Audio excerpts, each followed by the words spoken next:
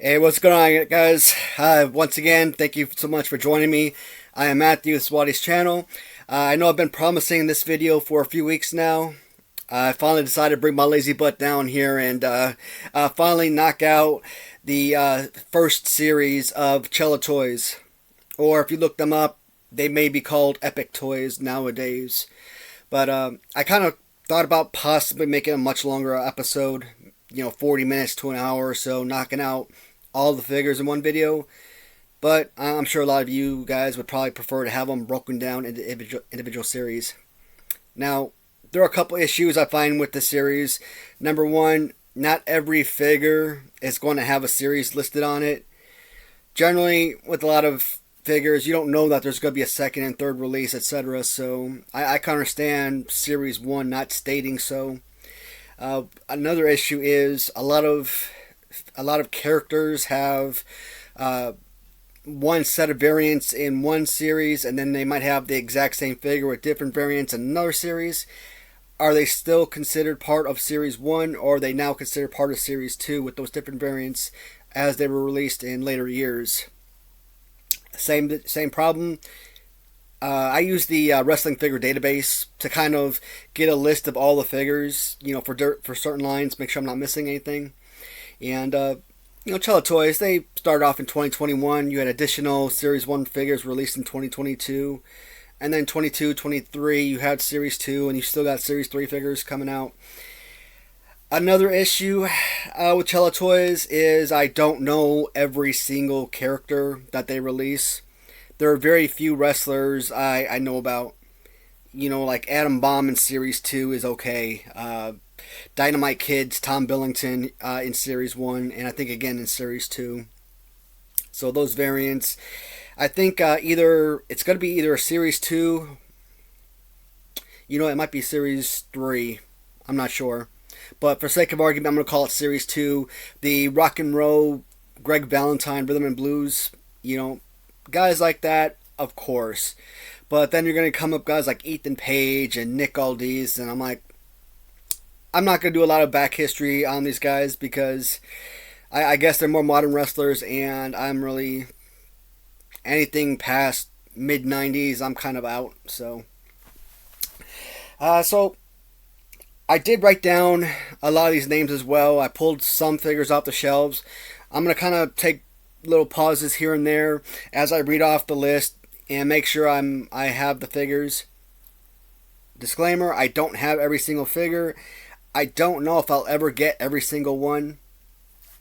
Quick example, this guy is Joey Knight. This guy has about 50 million variants, and I'm hardly exaggerating when I say that because it's just ridiculous. And at more than $100 per figure, do you really want to go out and spend $1,000 on Joey Knight figures? Who's Joey Knight? I don't know. Like I said, not anybody I grew up watching. I have no idea who that is. So I just acquire the figures because I want to complete the collection. Plain and simple. We'll dive into the first set of figures here. Series 1, as I said, a 2021 release. And the first one we're going to look at is Nick Aldis, Real World Champion in red trunks. And this is that figure. And he's one of those characters, like I said, that have so many releases. And another reason why I wanted to look up, that the figures online, because a lot of the time you like to look at the back of the card to kind of see who else in that series you're missing or who's coming that you need to be expecting. It seems like every card backing has different graphics on the back, so the back of the card is basically pointless. The bio card and everything, definitely helps and everything, show the action features and whatnot. But overall, no. And as someone who grew up in the era of Hasbro, that line for me will always mean so much. And the figures are just so popular, even 30 years later, 30 plus years later. And that's why so many different companies are emulating the Hasbros of the 1990s. You know, you might have started off with the Mattel Retros, which is basically a throwback to the Hasbros.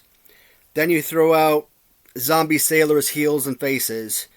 You throw out the Chella Toys / Epic Toys figures. And who else? I mean, there's... I'm trying to think. Who else is out there? And I got a bunch of them. Oh, shoot. Hasbro Toys, Grapplers, and Gimmicks is another good one. The one thing I do have to admit, and I have a few of these figures, not all of them, obviously. I'd say about, maybe less than 10 of them loose as well. And I might be committing a cardinal sin by saying this, but I think Chella Toys figures might actually be better than Hasbro. Like I said, there's only a few figures that I have loose, but when you grip the figures, they feel like they have a little bit more weight to them, a little bit more sturdy. So if you drop them on the floor, good chance for breakage, of course, but I also feel like you're not going to be sitting there holding your breath the same way you would with the Hasbros. Hasbros fall off your desk, we're talking maybe a 2-foot drop, and you could literally shatter the figure. The bulkiness of the Chella Toys makes it a little bit more stable, so I like that extra sturdiness. Nick Aldis was the first one. Now, there are a bunch of other figures here listed, but I'm going to skip ahead a little bit more because it also shows that Nick Aldis was released in purple trunks. Re-released again. Let me see. So this one was red. He was re-released in purple trunks, black trunks, blue trunks, and he also has a figure where his entire body is just pure gold color. Now that one is super cool. I might go for that one just because. And so I actually do have another Nick Aldis, and I believe this one was purple. So purple or blue. Now that one looks purple to me. And kind of compare the two figures. So, I don't know, about the same here. Now, you will notice that figures like these actually say Series 1 at the top. That is such a huge help. But a good chunk of the figures you look at, they're not going to say anything. And that's why with this release of these figures, they're just so complicated. And I wasn't following this line when they first came out. I probably knew about these figures maybe less than a year. And maybe if I had started buying them from the get-go, was subscribed to newsletters and stuff like that, maybe I would pick them up each time they were released. But it's just a part of the collecting world, You're not going to come across everything or know about everything. But the more in-depth my collection becomes, the more familiar with different sellers like this becomes. Alright, so again, I have purple and I have red. Still need black, blue, and the all-gold version of Nick Aldis. The next guy is Josh Chernoff and the Blue Meanie. I don't remember when I got this. I just kind of saw this 2-pack on eBay one day, and I bid on it, and luckily I won. And I think I paid about $9 purchase price, without shipping and taxes included. And I think nowadays you go into like Mercari or something, and they probably have this for like over $200. So maybe I got myself a great buy. This commentator guy, I don't know who that is. Blue Meanie, I've never seen him wrestle. Only kind of over the collecting and listening to other people's stories and everything, I kind of learned about the character. But again, it doesn't really mean anything to me. I actually do like his getup though. I mean, with the whole blue, I just like the look. It's interesting. And I don't know if his arms wave up and down, kind of like your Hasbro Hulk Hogan, plus a plethora of others. But if that does function, actually work, that'd be pretty cool. And I don't know what it is about, like, your TV analysts, commentators, interviewers, whatever you want to call them, but I always feel like, even Mattel Retros, they always seem to have like the best figures. Like your managers, like your Paul Bearer and, Jimmy Hart, Mean Gene Okerlund from Mattel Retros. They always seem to have like the best figures. Of course, they all have the same body though, but that's neither here nor there.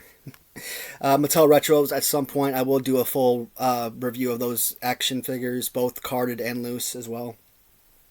But Blue Meanie, and what I like about this, it actually shows you Series 1, and it kind of gives you the different figures. But every card is different, so it's really confusing. This is probably my favorite among the different figures I've acquired. Alright, next one up, Joey Knight. So he's one of the first things we looked at as reference. Joey Knight, have no idea who it is. Pretty solid action figure. And this one does not tell you at all what series it is, and that's what's frustrating. Now, this one doesn't tell you up front, but at least it shows you on the back the series, so that helps somewhat. I should have probably peeled off this little blue back. I don't know if that's peeled on there or not, but anyways, that's what the Joey Knight looks like. And like I said, you go on Mercari or even eBay, I'm pretty sure. Like, there's one seller that I favorited a bunch of these figures, and he tried to sell me offers on them, but there's probably like 10 different variants of a Joey Knight, and do you really want to spend $125 per figure just because it's a different variant? My OCD tells me, yeah, I'm going to have to, but I really don't want to. Decent looking figure, no doubt, but come on. So, Joey Knight. This is the pink version, but he also comes in a green and a purple. But like I said, that's just from Series 1. We're not even looking at the Series 2 releases of this exact same figure. And again, I use that wrestling figure database to kind of break down the series for each figure. And I know he had like 20 different, and I keep changing numbers, 10, 20. It's exaggeration, just to make a point that, hey, there's a lot of variants. And we're not talking 2, 3, Corporal Kirchnell Jan, 3 variants, got it, fine. They all have their little respective differences. Color change does make a new figure in my eyes, absolutely. But when you start changing him like 20 times, overkill. That's all it is. So, next figure. Back to Josh Chernoff. This time, he is on single card. And see, I see that little signature at the top. I don't know if when I bought that from the seller, if they got it signed, or if that's just part of the card. If you ask me, I would just say it's part of the card. But why would they have his signature here and then have it again up here? It could very well be a legitimate signature. I don't know. I'd actually have to look up what the original figure looks like to clarify. But again, not a bad figure at all. And do I have this? Yeah, I have these taped down. These are little different cases I bought from a buddy in the UK. Adam, Bohemian Dream on eBay. And I get these cases for about €10. So, considering that most of them I buy cost around 50s, so that's to me is a pretty good sell. Yeah, it just says here with roaming reporting. Like I said, the commentator guys, they're like some of my favorite figures. Alright. Next up, Ethan Page in red. And I'm pretty sure there's more Ethan. Yep, there's the one on the back as well. So, all ego Ethan Page. No, this one says Ethan Page in red. So I just kind of look around, make sure I'm not missing anything. Those are all Nick Aldi's. So I don't have Ethan Page in red. But on the back page here, it does say Black Trunks, and I do have that version. So Ethan Page. So it doesn't really look like I have any duplicates, like loose figures for display among Series 1. But I do got a ton of them from Series 2. I mean, not a ton, but like I said, probably less than 10 figures. And, you know, you've seen the back shelf. They're kind of displayed the same way that my original San Francisco is. I've got the figures sitting on the shelf like this. And then I've got, like, you know, the loose figures kind of like sitting right in front of them for display purposes. So, the big boy bomb. So these figures, they do have like arm up, you know, little pounding thing. And here's the picture of the graphics. None of them are bad figures. Like I said, Chella toys to me might actually be better than Hasbro. Would I ever classify them as being my favorite? No. Hasbro for me will always be number one. That's irrelevant. If LJN can't surpass Hasbro as my number one favorite toy line, then I don't think anyone else could. Nick Aldis, we looked at him. Bull Nakano, and I wish I knew how to like put little inserts. That way you guys could see the different pictures of the figures that I'm missing. Bull Nakano, have no idea who she is, but her figure, it's another smaller figure. It's not as big as these other guys, but it's a great looking figure. One of my favorites that I've seen among the line. Again, it's like a $200 figure. The cheapest I've seen is on Mercari for like $130 or something like that, $140 range, and I think the guy tried working with me tried to bring it down to like $125, I don't remember, but I'm like, no, over $100 for these figures, I don't think I could do it. Maybe if I'm closer to completing the collection, I'll bite the bullet, but in the meantime, I just won't do it, not right now. Hayabusa in red. Gotta pull this guy off the shelf. Hayabusa, and this one does actually say Series 1. An absolutely fantastic looking figure. As long as playable figures, I have a duplicate of this one in blue. Incredible piece, absolutely love it. Fused leg sucks, but like I said, the figure has that nice sturdiness of it. And these figures, they're all bleeding beautifully. You know, you want your Hasbros, you want your Chella toys, you want your bendies if you need to, LJN bendies.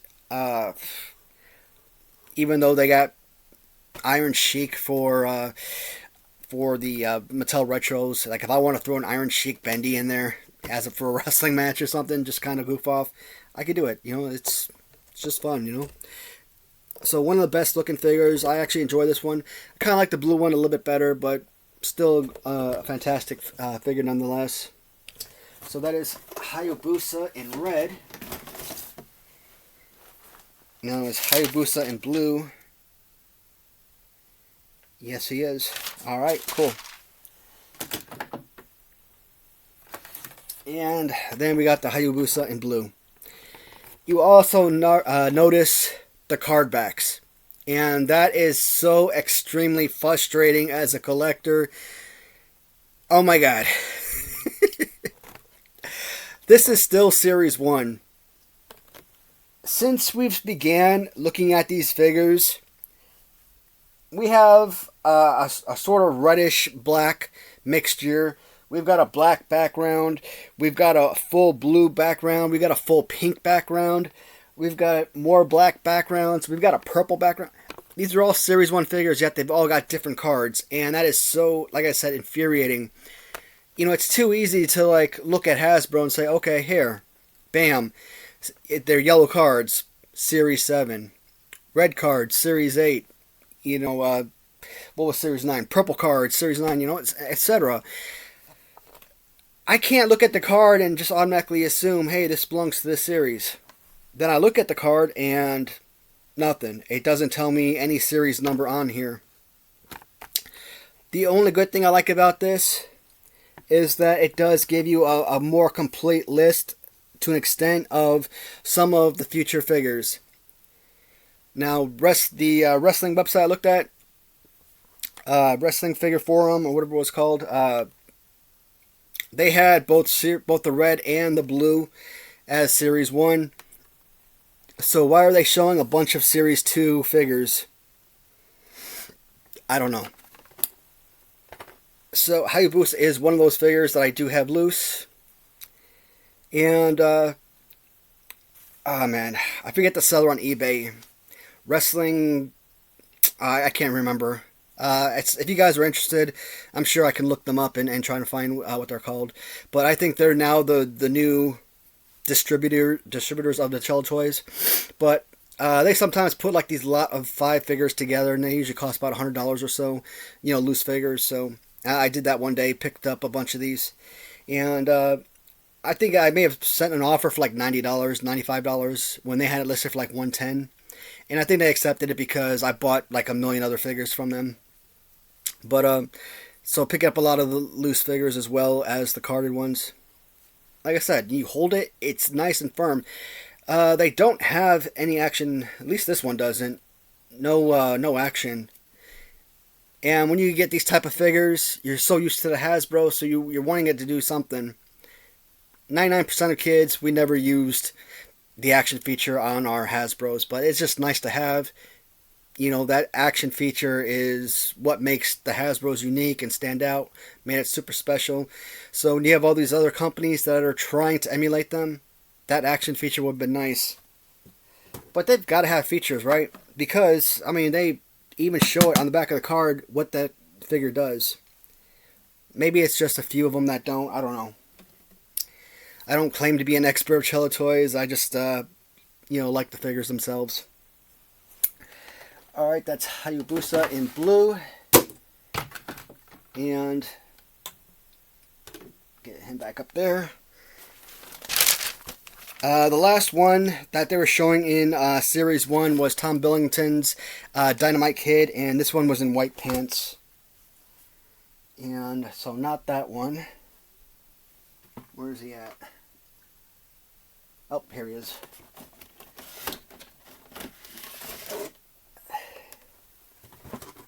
So does this one right here even say Series?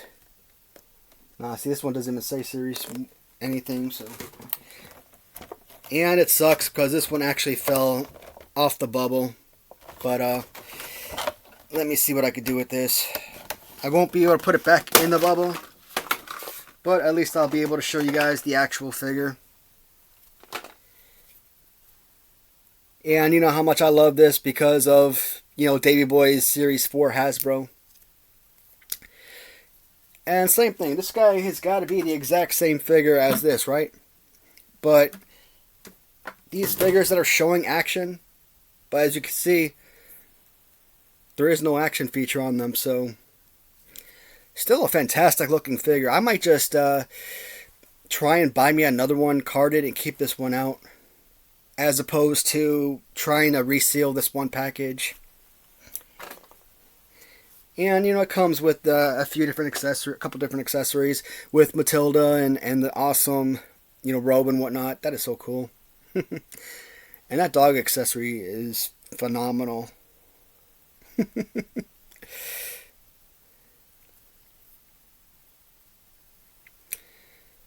Great looking figure. Dynamite Kid. The only way I ever became familiar with Dynamite Kid is during the LJN collecting. I don't ever necessarily remember Dynamite Kid myself. But like once I started collecting LJNs, I'm like, you know what? I got to know about these characters that I'm collecting, and I was able to learn about a ton of guys. Adrian Adonis has become one of my favorites. Watching the British Bulldogs in ring work, very reminiscent of the Rockers. So, become a huge fan of Dynamite Kid over time. Series 2, I'm probably not going to do today. I'm probably going to sit on this video for 3 days, maybe 4, I don't know. If I get a ton of views, a lot of comments and stuff, I might just go ahead and post or make another video really soon and then post that immediately. But I've been talking about wanting to take a little bit of a break, maybe a week off or something from posting or making any videos. Even though I've kind of done that in the past week, I've kind of substituted regular videos for shorts. My buddy Kirk, he's like, yeah, make some short videos, build your subscriber list that way. I'm like, okay, I'll give it a try. And, I've picked up a few things here and there. First short I made, just a random video. I wasn't doing any talking or anything. Second video, I figured out how to add music to it. I'm like, okay, this is awesome. Made a third video. No, I tried putting some scripture in there, some writing, but the writing was too big. It just prolonged on the video for too long, and you're kind of blocking the figures. So I'm like, nah, I want to remove that. Yeah, so I had to delete that whole thing, and plus it didn't have music, so I had to re-upload it with music. It got rid of the writing, so I'm just gonna keep doing it that way. Like I said, you learn something new every day, which is awesome. The one downside about shorts, it literally only gives you 60 seconds, and like if I want to put, two comparable figures together, like, hey, who, kind of like what People magazine or someone like does, like who wore it best type of deal with celebrities, show up on the red carpet. I'm trying to do something like that, like who did it best, who made the best, version of this LJN figure, as an example. You want to sit there and spend like a minute and a half just kind of filming one figure, so trying to fit everything into a 60-second video is very difficult. Another thing that kind of bothers me, I have all my videos in portrait view, or not portrait, landscape view. Yet when I post a short, it's always portrait mode, up and down. I'm like, why does this look so small? Maybe I gotta, just kind of hold the camera like this, as opposed to this, put it vertically, because it's going to show up vertically on the channel anyways. So, Chella Toys, we're going to look at Series 2, and I don't think any of, those figures on the back wall, those are Series 2 as well. So, still waiting on Series 2, the rest of the figures from Series 2 to come out. Hopefully, sometime before the year ends, we'll have those figures. And Series 3, I've seen a few of them. There's like an Andre the Giant. And every time that there's an Andre the Giant figure, you just gotta jump on that. I think I bought the new, I think I bought Legion of Doom, and I think I got more of the tag team of the British Bulldogs. So, yeah, as new acquisitions arrive, new series are complete, this is all going to be in a playlist. So when you visit my channel, you can look at the playlist, and you can search Chella Toys. Every folder will be titled and everything. So, if you ever want to go back and check out some of the figures that have come in, that's the best way to do it. All right, guys, thank you so much for watching, and I will look forward to talking to you in the comments and seeing you in the next video. Goodbye, everybody.